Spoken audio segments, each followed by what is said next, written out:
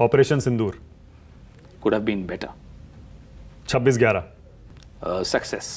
26/11 success What we did. After that success Yes. इनका इतिहास इनका भी बारे में याद दिला दो क्योंकि भ्रष्टाचारी शीला दीक्षित का चप्पल उठाने वाले को चुप करो जरा। नमस्कार, मैं हिमांशी, स्वागत है आप सभी का द पैम्फलेट में।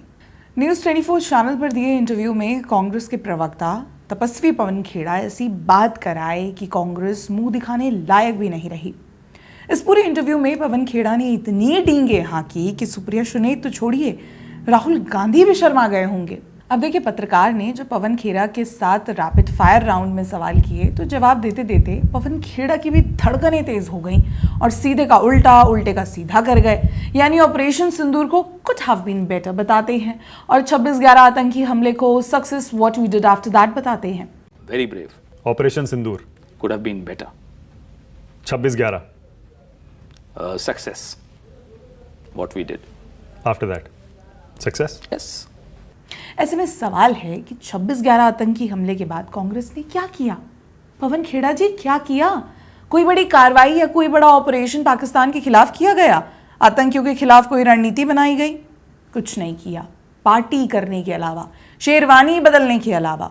पवन खेड़ा जी को इतना तो याद होगा ही कि देश में इतना बड़ा आतंकी हमला हो गया था और कांग्रेसी शहजादे राहुल गांधी पार्टी कर रहे थे और गृह मंत्री शिवराज पाटिल धड़ाधड़ सूट बदल रहे थे। अब इसे कोई सक्सेस कहेगा तो फिर कहे। दोस्तों, पवन खेड़ा कई सालों से तपस्या में है। अब तपस्या में खाने पीने की या सोने की सुध-बुध तो रहती नहीं।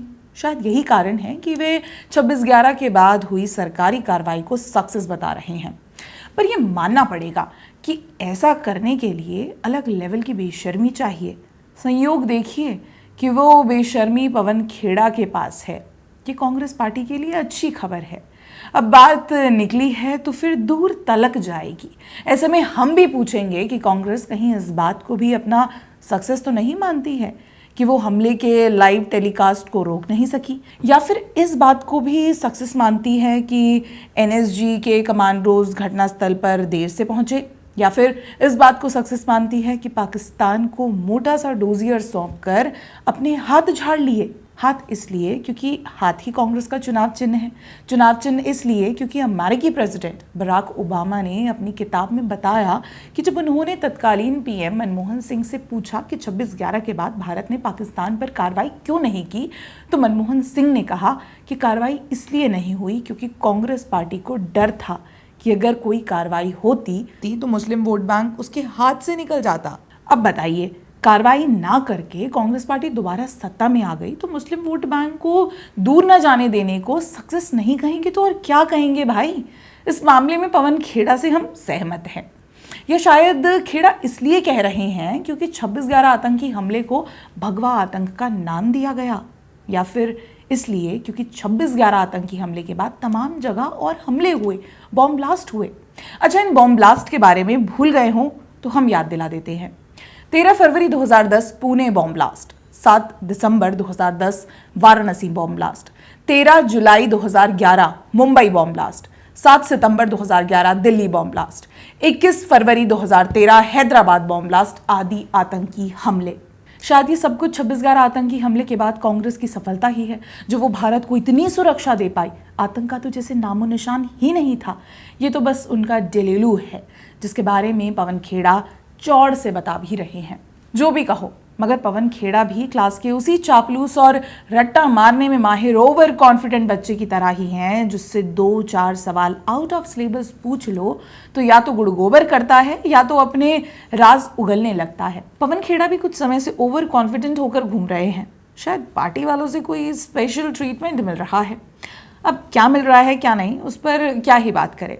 हमें तो बस ये पता है कि आजकल सुप्रिया मैडम की तरह ही खेड़ा साहब भी इरिटेटिंग हो गए हैं, कुछ भी बकते जा रहे हैं। अब देखिए, 26/11 के बाद अपनी सरकार के फेलियर पर पर्दा डालते हुए ऑपरेशन सिंदूर को कुड हैव बीन बेटर बताते हैं। Operation Sindoor Could have been better. Pawan Khera जी, और क्या बेटर चाहिए आपको? हमारे देश की सेना ने पाकिस्तान के 9 आतंकी ठिकानों को नेस्तनाबूद कर दिया, पाकिस्तान के घमंड को तोड़ दिया। और क्या बेटर करना है? कम से कम पहलगाम हमले के बाद ऑपरेशन सिंदूर द्वारा एक्शन तो लिया गया। 26/11 आतंकी हमले के बाद कांग्रेस ने क्या किया? केवल डोजरी ही खेलती रह गई। देखिए, सरल शब्दों में कहूं तो पवन खेड़ा पगला गए हैं। विपक्ष में बैठे रहने की ये हार उन्हें पागलपन के और पास ले जा रही है, जो भारत की जनता द्वारा जिताए गए पीएम नरेंद्र मोदी की जीत को घमंड का रूप देते हैं और जनता द्वारा ही हराए जा रहे कांग्रेस के घमंड को संघर्ष बता रहे हैं, क्योंकि कांग्रेस बार बार हार रही है। प्रधानमंत्री ने कभी हार नहीं महसूस की, अनुभव किया, और जिस व्यक्ति ने जिंदगी में हार नहीं महसूस की हो, अनुभव किया हो, वो एक भावनात्मक स्तर पे परिपक्व नहीं हो पाता कि जीतते चले जा रहे हैं और इनको लगता है कि साहब बस तो यही जनता जिता रही है, इसमें इनका क्या दोष है? बात वो नहीं है। बात ये है कि देखो, एक बाय एक्सीडेंट ऑफ फेट मुख्यमंत्री बने, वो जीत कर तो नहीं बने, बनने के बाद जीते, तो वो आपके सामने है, इसलिए वो बात नहीं कह रहा मैं। बात ये है कि आप तुलना कीजिए राहुल गांधी से, किस परिवार में जन्मे, लेकिन संघर्ष कर रहे हैं। संघर्ष भी ऐसा संघर्ष कि अच्छे अच्छे लोगों को प्रेरणा मिल जाती है उस संघर्ष से। तो अब नरेंद्र मोदी की किस्मत में लिखा है कि 75 की उम्र के बाद संघर्ष है, तो होगा। पवन खेड़ा जी, अपनी हार को संघर्ष बताने से पहले ये जान लीजिए कि जनता राहुल गांधी को मौका क्यों नहीं देना चाहती। हर हर मोदी, घर घर मोदी, जय श्री राम।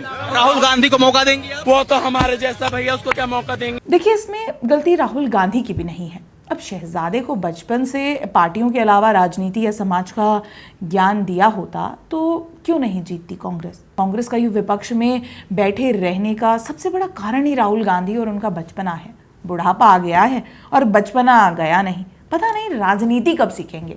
और ये पवन खेड़ा हैं जो अगली बार उनके प्रधानमंत्री बनने का दावा ठोकते हैं। राहुल गांधी पीएम कब बनेंगे? आपने अभी कहा बनेंगे 29 से पहले बनेंगे। 29 से पहले बनेंगे? बन जाएंगे। बड़ी बात कह रहे हैं पवन। ये सरकार नहीं चलने वाली, मैं बता रहा हूं। ये इस व्यक्ति में, नरेंद्र मोदी जी में, वो भावनात्मक परिपक्वता नहीं है कि इतने लोगों के साथ चल सकें, साथ लेकर। ओके, अब मैं कुछ नाम लूंगा पवन जी। वाह, गजब सपने देखते हैं ये कांग्रेस। ये खैर, इंटरव्यू में पवन खेड़ा से सवाल किया कि वो कांग्रेस पार्टी के लिए क्या करना चाहते हैं। एक सपना है, तपस्या उसी सपने की दिशा में है कि नरेंद्र मोदी को विपक्ष की बेंच पे बैठते हुए देखना चाहता हूं और राहुल गांधी यहां से उनको जवाब दें, प्रधानमंत्री बनके। ये सपना है। अगर आपने मेरा सपना पूछा, मेरी तपस्या का मकसद पूछा, नरेंद्र मोदी को विपक्ष में रहकर एक बार बिठाना है, बैठाना भी है, और जिस 10 साल जो से हमने गुजारे हैं, 11 साल, उनको भी कुछ साल ऐसे गुजारने चाहिए। अब देखिए, पवन खेड़ा ने तो साफ कर दिया कि वो राहुल गांधी का नौकर बन उन्हें प्रधानमंत्री का ताज पहनाना चाहते हैं। लेकिन हकीकत देखी जाए तो ये कथित पत्रकारिता से कांग्रेसी राजनीति में आने के बाद से ही दिन रात मेहनत करके, प्रेस कॉन्फ्रेंस करके कांग्रेस को पूरी तरह से खत्म करने के मिशन पर लगे हुए हैं। खैर, जो भी होता है अच्छे के लिए ही होता है। खेड़ा जी तपस्या में लगे ही हैं, मेहनत करते रहिए। तब तक के लिए आप सब बने रहें द पैम्फलेट के साथ। वीडियो हमारा पसंद आए तो इसे लाइक, शेयर और नीचे कमेंट करना ना भूलिएगा। देखते रहिए द पैम्फलेट। बहुत बहुत धन्यवाद।